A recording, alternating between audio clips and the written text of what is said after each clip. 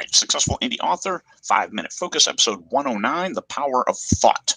And you'll ask, what am I wearing today? Alina from Transylvania sent me a cosplay post-apocalyptic sweatshirt for an Arctic post-apocalyptic series, which I've written a couple. So here we are. Anyway, the power of thought. Oh, hey, let me bring it up in the background here, so I know what I'm talking about. Or at least I have my notes to refer to. Everybody has a great idea to start a book. You'll have those ideas. It's like, great, you'll start jamming. You'll be excited. You'll get 2,000, 5,000, 10,000 words. And then you'll be going and going, and then you'll hit the mid-book blues where you stop and it's like, what's going on? Okay, I was so excited, and now this book isn't doing it for me. The power of thought. It's you have the idea, but you haven't fleshed it out completely within your mind. Discovery writing, for those who haven't made an outline, for those who are pantsers, as it's called, flying by the seat of your pants. You haven't fleshed out the idea completely. You haven't given it enough thought. You have some great ideas. You're jamming. Those things come to you as you write, but then you hit a wall. So this is where the power of thought comes into play. You need to think through your story from start to end. Me, when I start a story, I have the start and I also have the ending. Those two anchor points make it so much easier to pants through the story from start to finish, because here's how I have to end, so I can work through those points, and also taking the time to think through them.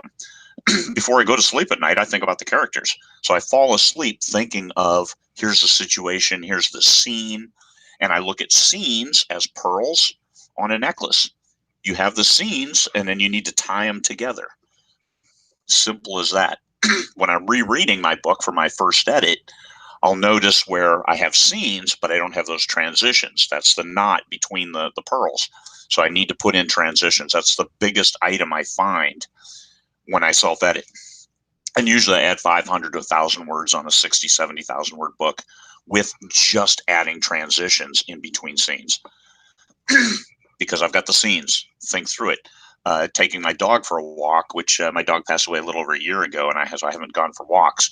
But those times, just out there with my dog, and that was a couple hours a day that I had to think.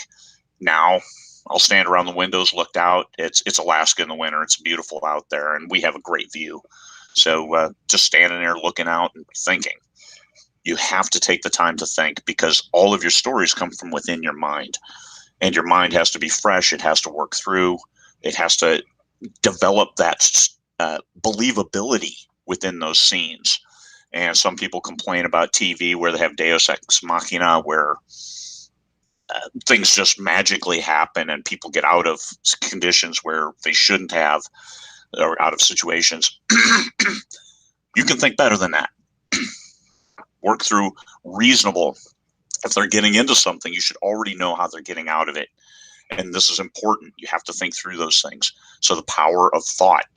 You have to identify where you get stuck and stop that by having that scene figured out before you get there. How much time do you devote to thinking about your plot and your characters? Your plot should be pretty solid before you start. Characters, now they can develop as you write, and that works great. Just discovery writing, develop your characters, they come into things, but when you have reveals of certain historical aspects of their character, you don't want to make it so critical that it will change something later that you've already thought out. So keep your things in line. Each scene is a part of the greater whole. I wrote that for a reason. String of pearls. Each scene, you string those scenes together. Sometimes if you can't get through one scene, go write the next, go write the next, go write the next, and then come back to it. Because as you're thinking through it and as you're developing things, you'll be able to figure out what needed to happen in that scene to move the plot forward. Everything must move the plot forward. Some subplots, it's okay to add word count, add interest, add three-dimensionality to your story, but still everything needs to move that main plot forward towards the successful conclusion. I look at it as a movie in your head. It starts, it goes through, gets excited. There's conflict and resolution, and then the big resolution at the end. Everybody's happy, a big cheer, and we move on. I don't write anything dark, so I always have happy endings of sorts. All right, that's it for today. Give yourself time to think about your stories. That's the whole point of this 5-minute focus. Was sometimes working harder, not smarter, is you're trying to jam the words. I need 2,500 words. I need 2,500 words today. And you can't get there from here because you just haven't developed in your mind what needs to happen. Take that time, sit and think through your story. I'm not talking video games. I'm thinking, get through the story. I do dishes. I think about it while doing dishes. All right. Do what you need to do to get it straight in your mind before your fingers can translate it into something on the computer that people will eventually read. All right, everybody. Peace, fellow humans.